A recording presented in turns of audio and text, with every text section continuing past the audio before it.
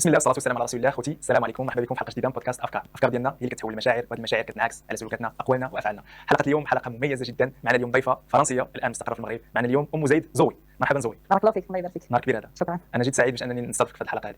انا فرحان بزاف. حتى انا بارك الله فيك. غتهضري معنا بالدارجه ولا فرنسيه ولا لي دو؟ شويه ديال الجوج. ما شاء الله. كنفهم الدارجه ولكن باش نهضر مزيان احسن بالفرنسي. مزيان، خذي راحتك ان شاء الله. الا كنت نزيدوا السوتيتر ان شاء الله باذن ان شاء الله.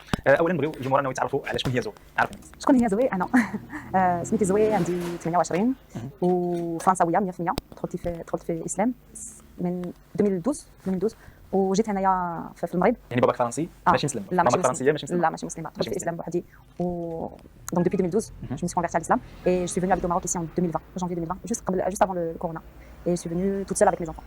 ما شاء الله. عندك وليدات؟ Voilà, شحال عندك ديال الوليدات؟ j'ai 2 enfants, un garçon et une fille. ما شاء الله ما شاء الله. ويعني اولا بغيت نعرف كيفاش دخلتي في الاسلام في 2012 كما قلتي 2012. C'est ça, 2012. فهذيك ليستوار ديال الاسلام بغيت نعرفها. En fait, c'est une grande histoire. C'est pas une chose. Non. Depuis que je suis toute petite, avec ma mère, j'ai beaucoup voyagé dans différents pays musulmans comme l'Indonésie, la Malaisie, le Sénégal, l'Égypte et le Maroc. Parce que ma mère, elle a été mariée avec un Marocain. Elle s'est jamais convertie à l'islam, mais elle était mariée avec un Marocain. Donc on venait de temps en temps. Le Marocain, c'est pas ton père? Non, c'est pas mon père. Après mon père. D'accord. Et donc j'ai beaucoup voyagé dans les pays musulmans, toute seule avec ma mère, puis avec mon beau-père, le mari de ma mère. Et c'est comme si Allah, il m'a toujours protégée dans mes voyages, etc. On a rencontré beaucoup d'histoires, beaucoup d'épreuves. Et quand on réfléchit, après, avec le recul sur toutes ces épreuves, on se rend compte que ça peut être seulement l'œuvre d'Allah qui nous protège, que Allah nous a protégés pendant tout ce temps-là. Et un jour, quand j'avais 15 ans, donc moi quand j'avais 15 ans, je suis partie de chez ma mère, j'habitais toute seule, je travaillais, et j'ai fait mon premier voyage au Maroc toute seule. À 15 ans? À 15 ans. Je suis venue passer un mois au Maroc, j'avais seulement 300 €, donc l'équivalent de 3000 dirhams, pour passer un mois en vacances toute seule au Maroc. Et la veille de partir en France, j'ai perdu mon passeport. J'ai perdu mon sac à main avec mon passeport, avec mon argent, avec tout. C'est la première fois que j'ai invoqué Allah. Dans ma tête, j'ai dit, ya Allah, si tu existes, montre-moi maintenant. Parce qu'il n'y avait qu'un miracle qui peut me sauver de cette situation. Parce qu'à 15 ans, déjà, j'ai pas le droit normalement de voyager toute seule au Maroc. T'étais pas musulman? Non, j'étais pas musulman. Mais à force de voyager, de rencontrer des musulmans, tu as invoqué Allah? Voilà, j'ai invoqué Allah parce que je sais qu'il n'y a qu'un miracle, il n'y a que Dieu qui peut te sortir de cette histoire-là. C'est la première fois, à ce moment-là, c'est la première fois que j'ai invoqué Allah. Et subhanallah, 30 minutes après, comme ça, il y a quelqu'un qui est venu pour me ramener mon passeport. En fait, exactement l'histoire, j'étais à Walidia. À Walidia, il n'y a pas un commissariat Walidia, il y a un commissariat après ou avant. En tout cas, à l'époque, il n'y avait pas de commissariat. Donc j'avais le choix entre 2 commissariats pour déclarer la perte du passeport. Et j'ai rencontré des immigrés marocains espagnols qui m'ont dit allez, on te ramène au commissariat. Et en même temps, au moment où j'ai perdu le passeport aussi, j'ai rencontré un garçon que j'avais rencontré avant, qui m'avait invité pour passer la fête de l'Aïd dans sa maison. C'était des gens très modestes, des gens très pauvres. Et il m'a dit tiens, il m'a donné 200 dirhams parce qu'il savait que j'ai plus de passeport, j'ai plus d'argent, j'ai plus rien avec moi. Il m'a donné 200 dirhams, il m'a dit c'est tout ce que je peux faire, mais si ça peut t'aider pour prendre taxi ou quelque chose, etc. Moi, plein de petits signes comme ça. Et aussi pendant ce voyage de un mois, j'étais habillée normal en jean, t-shirt, comme n'importe quelle Française. Mais à chaque fois que je rencontrais des gens, les gens ils me parlent de l'islam, subhanallah. Je me rappelle d'un monsieur qui avait une boutique à Sfi. J'étais rentrée dans sa boutique et il a commencé à me parler de l'islam. Je suis restée avec lui pendant peut-être 3 heures à parler de l'islam. Donc tous ces gens que je rencontrais, ils me parlaient de l'islam alors qu'ils ne savaient pas que moi-même je m'intéresse un petit peu à l'islam, etc. Donc c'est comme Allah qui m'envoyait plein de petits signes. T'étais chrétienne avant? J'étais ni chrétienne ni rien. Dans ma famille, il n'y a pas de religion. Ils sont tous athées. Voilà, croient en rien. Et donc voilà, ce jour-là où j'ai perdu mon passeport, je suis partie à la gendarmerie et au bout de 30 minutes, il y a un monsieur qui est arrivé en mobilette. Et il m'a dit est-ce que c'est toi qui as perdu tes papiers? Je dis oui, c'est moi. Et il m'a sorti ma sacoche avec mon passeport, ma carte bleue, mon argent, il n'y a rien qui a bougé.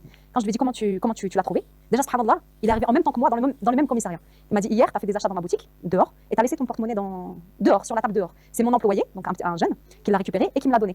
Ça c'était le jour avant. Donc il est arrivé ce monsieur en même temps que moi, le même jour, la même heure, dans le même commissariat. Et il m'a donné mes papiers et après ça y est, moi j'ai oublié que j'ai invoqué Allah. J'ai oublié tout. Ton argent était exact? Mon argent était exact jusqu'au dirham près. Rien n'a bougé. Donc il est passé dans les mains déjà il était dehors sur la table. Ensuite il est passé dans les mains du jeune qui travaille pour lui. Ensuite il est passé dans les mains de ce monsieur-là qui est arrivé au même moment que moi, à la même heure que moi au commissariat. Donc c'était un grand signe, subhanallah, juste après avoir invoqué Allah pour la première fois. Mais moi à ce moment-là, j'étais encore jeune, j'étais contente de retrouver mes papiers. J'ai vite pris mon bus pour partir à l'aéroport et rentrer en France. Et j'ai oublié cette histoire. Et je suis arrivée dans une nouvelle ville. J'ai déménagé dans une nouvelle ville en France pour commencer un nouveau travail. Donc j'avais, je pense, 16 ans à ce moment-là, exactement 15 ou 16 ans. Allah, 16 ans, tu travailles déjà? En fait, j'ai quitté après le collège. Donc à l'âge de 15 ans, j'ai quitté la maison de ma mère. Et j'ai commencé à travailler en alternance. En France, on a l'alternance. On travaille 3 semaines et on part à l'école 1 semaine. J'ai fait les études de photographe d'abord. Et après, j'ai fait les études de vente. Et pour trouver du travail dans le domaine photographe, il n'y avait pas à côté de chez ma mère. Donc c'est pour ça que j'ai dû partir dans d'autres villes et prendre mon appartement et mon indépendance, etc. Donc quand je suis arrivée dans cette nouvelle ville, j'avais pas de machine à laver chez moi. En France, on a les laveries automatiques. On ramène notre linge dans la laverie. Quand je rentre dans la laverie, toujours avec mon jean, mon t-shirt, voilà, française, elle dit. Il y a un homme qui était assis à côté dans un café. Il rentre dans la laverie et il vient me parler. Et la première chose qu'il me parle, c'est de l'islam. Ah là, en France? En France. Je rentre juste du Maroc. Vraiment, ça fait 2 semaines que je suis rentrée. Qu'est-ce qu'il t'a dit exactement? Je me souviens plus ce qu'il m'a dit exactement, mais il m'a parlé de l'islam et pendant 1 heure que j'attendais le linge, on a parlé que de l'islam. L'islam, les voyages, etc. À ce moment-là, est-ce que tu sentais le vide dans ta vie en étant athée, sans religion? En fait, je pense qu'à l'intérieur de moi, j'ai toujours su qu'il y avait quelque chose de puissant, une certaine puissance. Comme ma mère, elle m'avait enseigné en fait, il y a forcément quelque chose, mais c'était pas Dieu, c'était pas. Il y en a qui disent l'univers, ils ont des croyances un petit peu bizarres. Mais surtout, à ce moment-là dans ma vie, je faisais beaucoup de bêtises. Voilà, surtout j'avais 15 ans, j'habitais toute seule, je travaillais, j'ai toujours beaucoup travaillé. C'est mon travail qui a commencé à me sauver parce que j'ai fait des bêtises très tôt. J'avais 10-11 ans, j'ai commencé à faire des bêtises. Quand j'ai commencé à travailler, ça m'a donné un but dans la vie. Justement parce que l'école, ça m'ennuyait. Je m'ennuyais trop à l'école, ça m'intéressait pas. J'avais envie de travailler, de voyager, etc.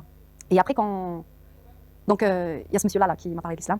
Et j'ai continué à voyager toute seule. À chaque fois que j'ai des vacances, je pars au Maroc. J'avais une bande d'amis au Maroc, etc., que j'allais voir. Donc, je partais beaucoup à Agadir. Et on faisait du surf avec mes amis, etc.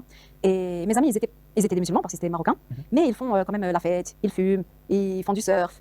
Mais toujours, je les ai toujours vus que slay. Pendant le ramadan, ils font le ramadan. Et à chaque prière, ils font la prière. Le soir, ils vont fumer, ils vont sortir, mais toujours, ils font.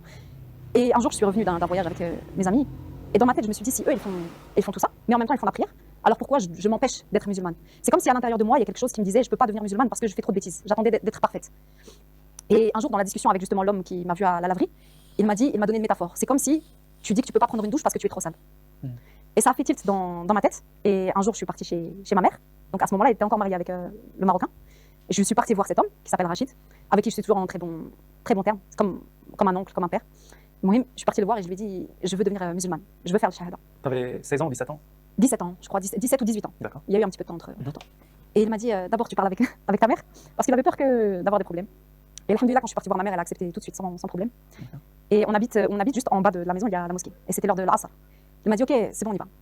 Et je suis partie. Et dans ce moment-là, j'avais dit à ma mère, je vais me convertir, parce que je crois en Allah, mais je vais jamais porter le hijab. Moi, porter le hijab, je m'habille fashion, j'aime la mode, je fais de la photo, je suis aussi top modèle. Donc j'étais dans un environnement rien à voir. Et voilà, j'étais encore attachée à Dunya, les choses de Dunya quand on est jeune, etc. Donc je suis rentrée à la mosquée, j'ai fait le shahada, et j'ai rencontré 2 filles qui sont venues me voir. Elles m'ont dit, tu sais, le moment où tu rentres dans l'islam, c'est le moment où Shaitan il va tout faire pour te détourner du chemin. Et quand je suis sortie de la mosquée, j'ai décidé que je vais porter le hijab. Donc je suis rentrée dans la mosquée, j'ai dit jamais je vais mettre le hijab. Je suis sortie de la mosquée, j'ai dit je vais porter le hijab. Et ce jour-là, j'ai mis le hijab et j'ai commencé à apprendre la salat. Et alhamdoulilah wa shukra lillah, j'ai jamais arrêté. Et j'ai toujours porté le hijab. C'était dur au début parce que j'étais toute seule, j'apprenais ma religion toute seule, je savais pas prier, je connaissais pas le Coran, je connaissais pas les règles du hijab aussi. Donc au début, je m'habillais avec des pantalons, petit hijab. Et quand j'allais au travail, j'enlevais mon hijab parce que je devais absolument terminer mon diplôme. Non. Tu pouvais pas travailler avec ton hijab? Non, en France, on peut pas travailler avec le hijab. C'est impossible. Sauf si tu fais le ménage ou garder les enfants, c'est tout. En France, on peut pas travailler avec. Pour la décision du hijab, tu n'as pas trouvé l'objection de tes parents là? J'ai trouvé l'objection avec ma grand-mère. J'étais la fille préférée de ma grand-mère, donc la mère de ma mère. On a toujours été très proches. Et le jour où j'ai décidé de porter le hijab, elle a arrêté de me parler. Et depuis, on se parle toujours pas. Elle a refusé de me parler. J'ai fait beaucoup d'efforts au début pour garder la relation jusqu'à maintenant. Elle a vu, je crois, mes enfants, elle les a vus seulement une seule fois. Avec ma mère, pas avec moi. Elle a refusé de me voir, de me parler, etc. Alors, tu avais 18 ans, maintenant converti à l'islam. C'est ça. Quand est-ce que tu étais mariée? Seulement quelques mois après. Seulement à 18 ans, tu t'es mariée? À 18 ans, je me suis mariée. C'est bizarre en France. Oui, c'est bizarre en France. Oui, c'est très bizarre. Et en fait, je me suis rendu compte que le mariage, c'était très important dans la religion si on veut se préserver, parce qu'on arrive facilement dans les tentations. Et je venais de rentrer dans l'islam. Et j'avais vraiment niya. Pour moi, je veux juste un homme qui prie, un homme qui pratique son djinn. Par exemple, son niveau de vie sociale, son taille, ça n'avait pas d'importance pour moi. Et j'avais parlé avec mon beau-père, Rachid, l'ex-mari de ma mère.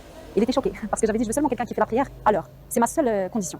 Je ne m'étais pas intéressée, est-ce qu'on a des points communs, etc. Je n'ai pas cherché à connaître. On s'est mariés, on a fait Moukabala mariage, direct. Et je suis tombée enceinte tout de suite. C'était avec un Marocain? Avec un Marocain, ouais. En fait, je me suis mariée très vite et je me suis rendu compte qu'il ne suffit pas d'être musulman pour être une bonne personne. Que même parmi les musulmans, il y a des gens qui sont bien, il y a des gens qui sont mauvais. Et c'est pas seulement l'apparence qui fait le comportement du musulman. Malheureusement, j'ai très vite vu que ça allait pas bien se passer. Entre nous, ça marche pas et j'ai été choquée de beaucoup de choses, beaucoup de comportements. Moi, j'avais vraiment cette envie d'apprendre l'islam. Je voulais partir étudier à Médine, je voulais apprendre le Coran, etc. J'ai appris tout de suite à lire l'arabe pendant que j'étais enceinte. J'ai appris le Coran un petit peu. Mais lui, il me suivait pas dans ça. Mais malheureusement, comme je suis tombée enceinte tout de suite, surtout le premier mariage, j'ai tout donné dans mon premier mariage. Je me lève avant qu'il se lève, même si je ne travaille pas. Je le prépare à manger, 3 repas différents. Je sors jamais. Je suis vraiment, comme on dit, c'est pas lui qui m'a imposé de ne pas sortir. C'est pas lui qui m'a imposé, c'est moi. J'ai étudié la religion, j'ai vu qu'on doit être au service de son mari, de son foyer. Si lui, il refuse, par exemple, il ne voulait pas que je reçoive des amis à la maison, jamais j'ai reçu des amis à la maison. Des fois, il m'empêchait même d'aller voir ma grand-mère parce qu'il ne voulait pas que je voyage toute seule. Je partais pas. Bref, j'ai fait beaucoup d'efforts pour être la femme parfaite. Mais malheureusement, il n'y avait pas de respect envers tout ça. Et voilà, j'ai vite vu que ça allait pas marcher en fait. Combien ça a duré ton mariage? En fait, dès que j'ai eu mon fils, après moi j'ai demandé le divorce. J'ai demandé le divorce parce que j'étais vraiment en dépression. J'étais pas bien dans ma vie, ça allait vraiment pas. Mais il a refusé. Il a refusé pendant 3 ans. J'ai eu ensuite ma fille. Après avoir eu ma fille, il a enfin accepté le divorce. Parce que je pouvais pas prendre la décision. C'est lui qui doit donner l'accord au final. Donc ça a duré 5 ans. On a été mariés pendant 5 ans. D'accord. Après, tu as décidé de voilà, d'aller au Maroc, s'installer au Maroc? C'était là où tu as pris cette décision, ou même avant ou... En fait, moi, j'ai toujours su que je ne vais pas rester en France. Même quand j'étais pas musulmane, mon but, c'était de voyager et d'être photographe et de faire le tour du monde. Donc, j'ai jamais eu une bonne relation avec la France. Même avant d'être dans l'islam, j'aimais pas ce pays. Je voyais qu'il y a trop d'injustice, il y a trop de choses qui vont pas. J'étais vraiment en colère contre. Parle-nous de la France. Ok. La France, c'est un pays d'hypocrites. C'est un pays d'hypocrites. Ils font croire au monde qu'il y a la sécurité, par exemple, avec la sécurité sociale, avec les allocations familiales, etc. Mais en fait, la vérité, c'est qu'ils te donnent comme ça un petit peu pour te garder comme un chien avec des menottes. Parce que toi, derrière, tu payes ici, tu payes là, tu payes. En fait, tout ce qu'on te donne, entre guillemets, parce qu'en fait, ils te donnent rien, c'est toi qui, si tu fais le calcul, ça marche pas. Les impôts, les taxes. Les impôts, les taxes, et au niveau de l'éducation, dans l'éducation nationale, ils imposent des choses. Aoudoubillah, surtout maintenant, de plus en plus, avec l'homosexualité. Ils sont anti-islam, anti-religion. Ils forcent les enfants à penser à l'homosexualité à un âge qui est très petit. Il y a ça, il y a aussi l'insécurité, surtout dans les quartiers dans lesquels il y a les musulmans la plupart du temps, parce que c'est ce qu'ils ont fait, la France, ils ont fait exprès de mettre tous les étrangers, surtout les maghrébins, il y a beaucoup de maghrébins en France, dans des quartiers qui restent entre eux, et à ces gens-là, on leur donne pas accès aux choses qui vont les rendre intelligents, à l'éducation intelligente. Même au niveau des mosquées, c'est l'État qui dirige ce qui se dit dans les mosquées, donc les dars du vendredi, etc., les cours, ils sont médiocres. Il y a vraiment, en France, il y a vraiment ce problème où l'État français essaye de rendre le niveau des musulmans bas, pour qu'ils restent bêtes, qu'ils évoluent pas, ils veulent pas évoluer, ils veulent pas atteindre un niveau d'excellence. Donc, Ils veulent pas que tu sois pratiquant. Ils veulent pas que tu sois pratiquant dans ton dîn et ils veulent pas que tu excelles non plus dans la dunya. Donc tu auras jamais un bon poste ou tu auras jamais. Tu vois, dunya et dîn, les deux. Ils veulent que tu restes en bas. Et quand tu vas accéder avec un poste, par exemple, tu vas t'en sortir, etc., tu peux pas faire la prière, tu peux pas aller le vendredi, le jour de l'Aïd, tu vas travailler, tu peux pas porter le hijab, tu peux pas faire la salat. Tu vois, impossible de pratiquer ta religion. Donc à un moment, tu dois faire un choix. Tu dois faire un choix. Et moi, c'est ce choix-là qui m'a amené aussi à partir de la France. Même si je travaillais à mon compte, du coup, j'ai un e-commerce en France. J'ai commencé le e-commerce quand j'étais enceinte. Donc j'avais pas le problème du travail. Et alhamdoulilah, je gagnais très bien ma vie. Mais dès que je sors, je me fais insulter à cause du hijab. Si je veux mettre mes enfants à apprendre le Coran, c'est seulement une fois par semaine. Si mes enfants disent bismillah à l'école, je vais avoir des problèmes avec l'État. Après, l'État, quand ils veulent t'embêter, ils peuvent même te prendre tes enfants. Ils te prennent tes enfants, ils les mettent dans une famille d'accueil. Et ça, c'est une réalité. Il y a beaucoup de gens, moi, ça m'est arrivé quand j'ai eu un signalement avec l'école, il y a beaucoup de gens qui ne me croyaient pas. Et ils m'ont dit non, tu mens, c'est pas possible. Et maintenant, ces gens-là, après 3-4 années, ils ont mis aussi leurs enfants à l'école et ils ont rencontré le même problème. T'avais peur de perdre tes Une peur permanente de perdre tes enfants juste parce que tu veux leur enseigner l'islam. Mais la France, ils détestent tellement l'islam qu'ils font tout pour empêcher en fait ça. Pourquoi tu n'as pas choisi d'aller à Médine, à Médine al-Munawwara? En fait, quand je me suis mariée, je voulais vraiment partir faire des études à Médine. On était un jeune couple, on n'a pas de travail, on n'avait même pas d'appartement, on n'avait pas d'enfants. Donc c'était vraiment le moment, c'était mon rêve. Et après, pourquoi je suis partie au Maroc? Tu l'as déjà visité pour faire l'Umrah? Non. Même pas. Bientôt, Inch'Allah. Oui. Inch'Allah. C'est mon rêve prochainement, Inch'Allah, avec mes enfants. Inch'Allah. D'accord. Donc mon mari, il n'était pas d'accord. Il m'a pas suivi dans ce projet. Donc je suis restée en France. Et après, pourquoi j'ai choisi le Maroc et pas Médine? C'est ça ta question? C'est compliqué pour les papiers, par exemple, pour partir à Médine. Surtout avec 2 enfants. Il y a le côté sécurité. Et le gros problème, c'est que le père des enfants, il n'était pas d'accord que je parte. Mais comme lui, il est marocain, il pouvait pas. Il a essayé de dire non. Il a demandé à garder les enfants avec lui. Mais quand je suis partie au juge, le fait que lui est marocain, le juge pouvait pas me dire non, tu n'as pas le droit de partir au Maroc. Parce que mes enfants, ils sont marocains. Donc il peut pas lui dire, il peut pas lui donner raison. Même lui, il n'a pas de papier français. Donc, mais si j'avais voulu partir à Médine, par exemple, ça aurait été compliqué parce qu'il n'y a pas vraiment de raison pour eux. Eux, il leur faut une raison en dehors de l'islam. Moi, quand je suis partie au juge, j'ai pas dit oui parce que je veux que mes enfants apprennent le Coran, etc. J'ai dit mes enfants, ils sont marocains, j'ai des projets au Maroc, je suis attachée au Maroc. J'ai pas parlé de dîn. Sinon, il m'aurait dit non, tu pars pas. Donc il a fallu ruser un petit peu. Il fallait de l'argent, c'est loin, les billets d'avion pour les ramener en vacances voir leur père. Il y avait beaucoup de choses à prendre en compte. D'accord. Après, le juge t'a donné l'accord pour partir au Maroc avec les enfants. C'était une bataille, le début de la bataille. Parce qu'après le divorce, le père des enfants, il s'est pas occupé des enfants pendant 6 mois, 3 mois. J'habitais juste à côté. Je sais, moi, je vais laisser l'appartement, je vais laisser tout, l'appartement, les meubles, tout, et je suis partie juste à côté exprès pour qu'il puisse voir les enfants. Mais lui, à ce moment-là, il a disparu. Donc des fois même, il croisait son fils dans la rue, il fait comme s'il n'existe pas. Et quand j'ai décidé, au bout de 1 an, j'ai décidé que je partirais au Maroc. Ça y est, il s'est réveillé. Il a demandé de garder les enfants avec lui, etc. Mais après, comme tu as dit, c'était une bataille juridique. C'était une bataille juridique parce qu'il a demandé du coup au niveau du juge la garde des enfants et surtout Par exemple, moi, j'essayais toujours de lui montrer le frère. Je lui disais, voilà, imagine si on part. Parce que j'avais pensé à Médine, mais j'avais besoin de son accord. Je dis, si je pars dans tel pays, après notre fils Zaïd, il pourra aller étudier dans une université à Médine, il pourra avoir ça et ça, donc en lui donnant les avantages, Fdine. Et à chaque fois, il faisait des screenshots des conversations. Et il a mis tout dans un dossier et il l'a ramené au juge pour dire, regardez, il a dit, c'est une extrémiste. Ouais. À ce point-là. À ce point-là. Donc j'ai pris une avocate, ça m'a coûté beaucoup d'argent et de l'énergie, beaucoup d'énergie. Maintenant, même 5 ans, 6 ans après, lui, il a perdu toutes les procédures qu'il a essayé de faire contre moi en France. Il a demandé la garde, il a fait traîner le papier du divorce, parce qu'on était divorcés dans la religion, mais dans les papiers, il fallait qu'il signe. Il n'a jamais signé. Il a fait plein de procédures contre moi en France. Il a tout perdu. Maintenant, il essaye au Maroc de faire des procédures contre moi. Donc, quand tu es avec une personne comme ça qui a c'est jamais terminé. Ça veut dire. Tu ramènes ses enfants. Je lui ramène ses enfants à chaque vacances. C'est moi qui paye les billets, c'est moi qui pars, c'est moi qui les ramène, c'est moi qui paye l'école des enfants, c'est moi qui paye la vie des enfants. Oui, il ne partage pas. Et il envoie l'équivalent de 1200 dirhams par mois pour les deux. Pour les deux. Donc, je fais les efforts, mais il n'y a pas de discussion, il n'y a pas de dialogue possible entre nous. D'accord, maintenant, tu es installé au Maroc. Ouais, comment ça a été dans le début? Est-ce que c'était facile de s'intégrer ici? Par rapport à l'intégration, alhamdoulilah, ça a été très facile parce que j'ai beaucoup voyagé dans plein de pays différents. Donc j'ai une ouverture et une adaptation facile. Le problème maintenant, qui a été difficile, c'est de se retrouver seule avec 2 enfants à 3000 km de tout le monde. Par exemple, j'étais très proche de ma mère avant.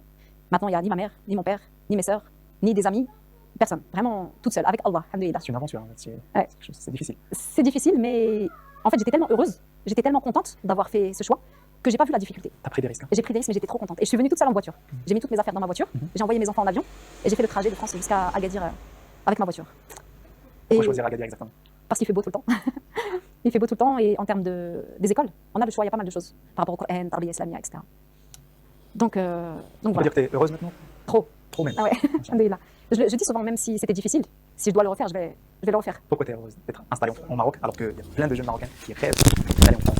Parce qu'on peut vivre notre dîne correctement, et ça ne nous empêche pas d'évoluer la dunya et le dîne en même temps. On est libre. On est libre. Je peux porter le hijab, je peux porter le niqab. Mes enfants, ils peuvent partir apprendre le Coran chaque jour.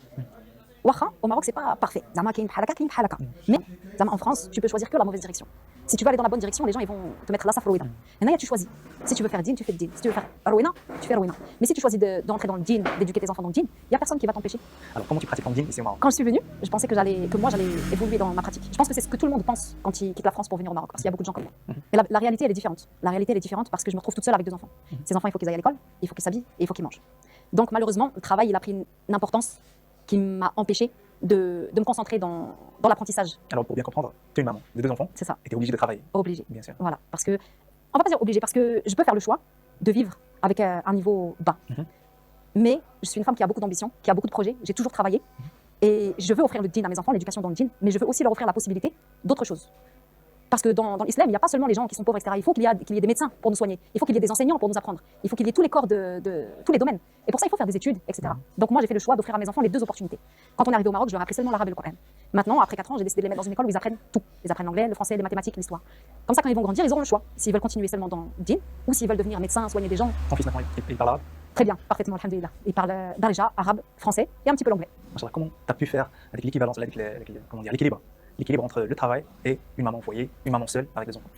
C'est pas facile, mais il y a la volonté déjà de toujours satisfaire Allah. Parce que quand je travaille beaucoup et tout, mon intérêt dans ma tête et dans mon cœur, c'est pour mes enfants, c'est pour rester ici au Maroc. Donc ma niya, elle est fi sabilillah. Machallah. Quand ta niya est fi sabilillah, Allah il va te faciliter des choses que tu penses impossibles. Machallah. Et je travaille de chez moi. En fait, je travaille de chez moi, tout. Je fais du e-commerce, je suis photographe, je suis formatrice et je me suis spécialisée en ligne. Donc je travaille que en ligne, depuis mon ordinateur, depuis chez moi. Et j'ai des grosses journées, je me lève tôt, je me couche tard. Mais ça fait 10 ans que je travaille à mon compte. Donc j'ai appris une certaine discipline qui me permet d'allier le fait d'être maman et de travailler. Et aussi de passer du temps avec les enfants le week-end, de s'amuser, d'avoir vraiment cet équilibre en fait dans tout ça. Machallah. Alors parle-nous un peu de ton projet, comme ça ce sera comme une petite publicité pour toi et pour ton projet. Inch'Allah. Ok. Donc j'ai créé un e-commerce au Maroc, ça s'appelle Boutique Zaid Maroc. Boutique Zaid. Boutique Zaid. Il y a une page Il y a une page Instagram, Boutique Zaid Maroc. Je vends des vêtements, d'ailleurs c'est ce que je porte sur moi aujourd'hui. Donc des vêtements, hijab, etc. J'avais commencé ce projet quand j'étais en France, parce que j'avais du mal à m'habiller justement, à trouver des khimars, abaya, etc. Et quand je suis venue au Maroc, je suis venue avec ce projet-là. Je suis aussi, donc on travaille dans tout le Maroc, on envoie des colis dans tout le Maroc. Je suis aussi photographe, spécialisée dans la photo publicitaire. Par exemple, les gens qui vendent des produits sur Jumia, ou bien qui ont une marque de cosmétiques, on fait des photos Instagram, des photos de sites internet, etc. Et je suis formatrice, je suis en train de lancer ce projet de formation pour former les jeunes, principalement les femmes, mais c'est ouvert à tout le monde. Machallah, le e-commerce, une maman de 2 enfants. Je veux que tu me parles un peu de ta pratique. Qu'est-ce que tu fais chaque jour avec le Coran, tes prières? Comment tu excelles dans ton chemin islamique, si on peut dire ça? Donc, comme je te disais tout à l'heure, la pratique, ça a été un peu une déception pour moi, parce que je suis venue avec cet espoir-là, mais je me suis retrouvée envahie par le quotidien. Mais alhamdoulilah, on connaît nos obligations. Et surtout, quand j'ai commencé à apprendre le dîn, j'ai appris le tawhid. La base. Quelque chose qui est dans le profond de l'être humain. Donc, j'ai pas une excessive, je porte.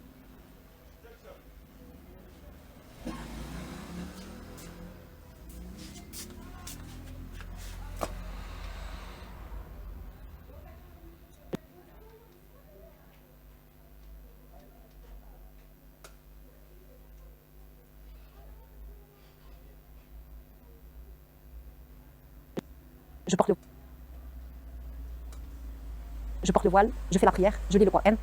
L'important pour moi, ce qui je pense est le plus gros des efforts que je fais pour Allah, c'est d'éduquer mes enfants dans ce chemin-là. Donc je donne à mes enfants toutes les clés pour qu'ils puissent apprendre la religion. Ça me demande beaucoup d'efforts et de sacrifices. C'est pour ça que je passe beaucoup de temps dans le travail, etc. etc. Et j'ai du mal, moi, à avancer dans mon apprentissage de l'islam. Donc j'essaie de les éduquer dans les valeurs de l'islam, tout simplement. Par exemple, mon fils, un des avantages qu'on a en étant ici, au Maroc, je l'envoie au Jama, tous les jours, pour chaque prière. L'école que j'ai choisie pour eux, ils apprennent le Coran et Tarbiya Islamia chaque jour. Donc ils ont vraiment avancé dans l'apprentissage du Coran. Tu mènes des conversations avec eux? Bien sûr, c'est général. En fait, chaque moment de la vie est un moment où on peut rappeler les enfants à Ils t'ont posé des questions Allah. qui sont un petit peu très bizarres, par exemple? Comme tous les enfants, je pense. Il est où Allah? Et pourquoi Allah il a fait des gens pauvres? Et pourquoi il a fait des gens riches? Et pourquoi il y a la guerre? Toutes les questions que les enfants ils peuvent se poser, en fait. Donc voilà, Ouais, aussi par rapport à la pudeur, par exemple, j'ai une fille, elle a seulement 6 ans, mais elle sait qu'elle doit s'habiller mstoura, des fois elle porte le hijab. Par exemple, c'est en France, si tu mets le hijab à une fille de 6 ans, elles vont te prendre ton enfant Direct. tout de suite. Et à l'école, ils vont leur apprendre le contraire. C'est surtout ça le problème. À l'école, ils vont apprendre aux enfants que des choses anti-islam. D'accord. Moi, je veux maintenant que tu passes des messages aux jeunes Marocains, les Marocaines qui sont intéressés en l'immigration pour aller s'installer en France, en Europe, Canada, même des pays qui sont laïcs. Je pense qu'il n'y a rien à faire là-bas. On est, alhamdoulilah, on est musulmans, on est une umma. Et je sais que beaucoup de jeunes, ils vont partir parce qu'ils pensent au travail, ils pensent aux choses de la dunya.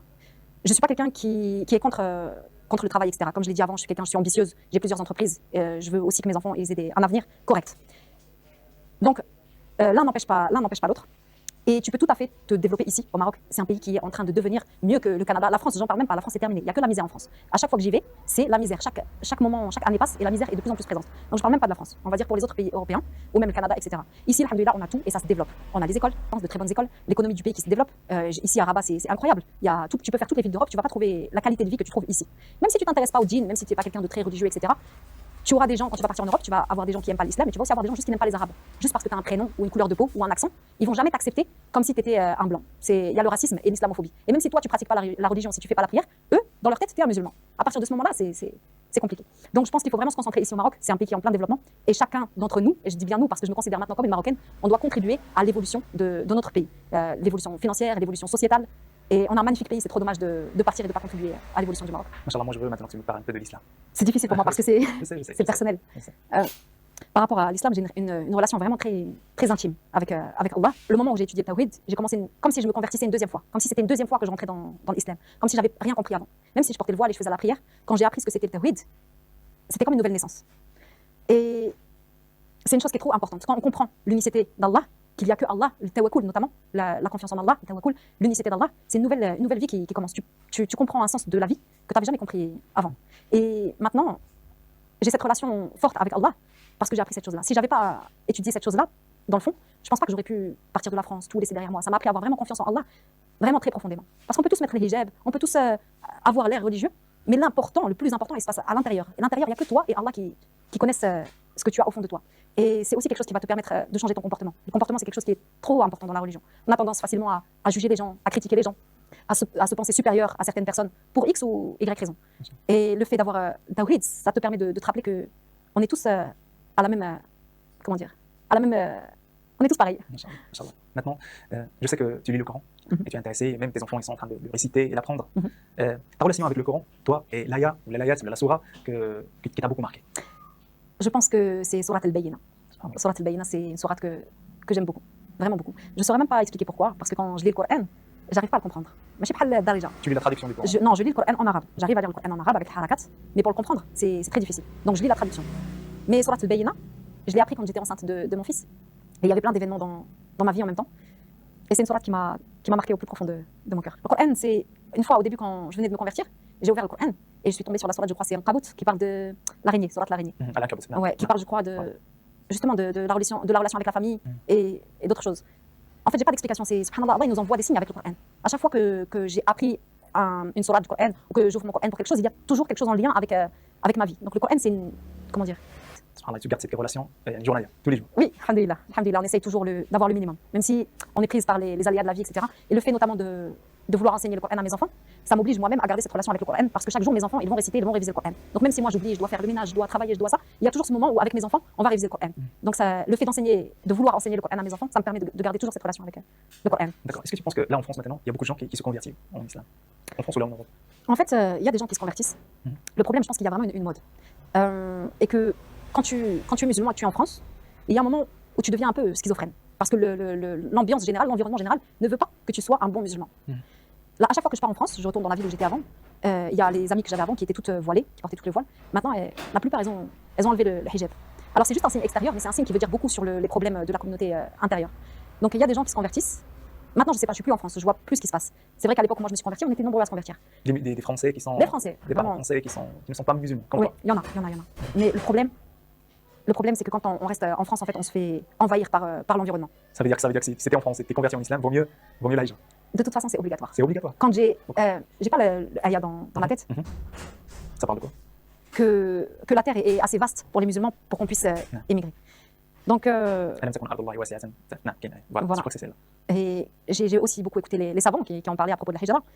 Et il y a plusieurs choses qui nous donnent envie. Par exemple, on sait qu'aucun de nos actes n'est accepté tant qu'on n'a pas fait de hijra. Alors Zoé, est-ce que tu as quelque chose à nous dire avant de terminer cette très belle épisode?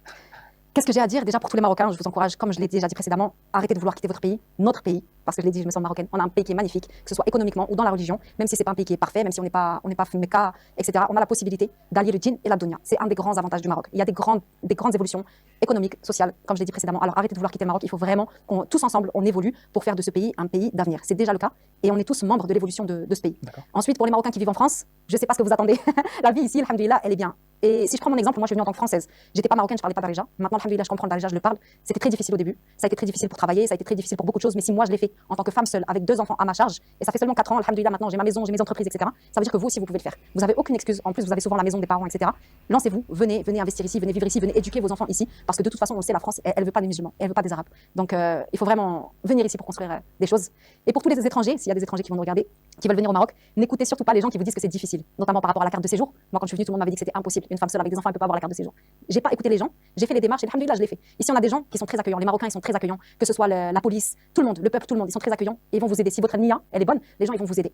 Donc si vous êtes étranger, vous voulez venir vivre au Maroc, investir au Maroc, changer de vie, eh ben c'est un pays qui vous accueillera les bras ouverts. Mashallah. شكرا بزاف زوين. والله je suis très heureux de cet épisode. Merci بزاف. شكرا بزاف بزاف. بارك الله فيك، بارك الله لك في الولاد ديالك ان شاء الله. بارك الله لك ان شاء الله في التجاره ديالك، الكوميرس ديالك ان شاء الله باذن الله. شكرا بزاف، شكرا بزاف للمتابعه ديالكم هذه الحلقه، احبكم في الله. السلام عليكم ورحمه الله وبركاته.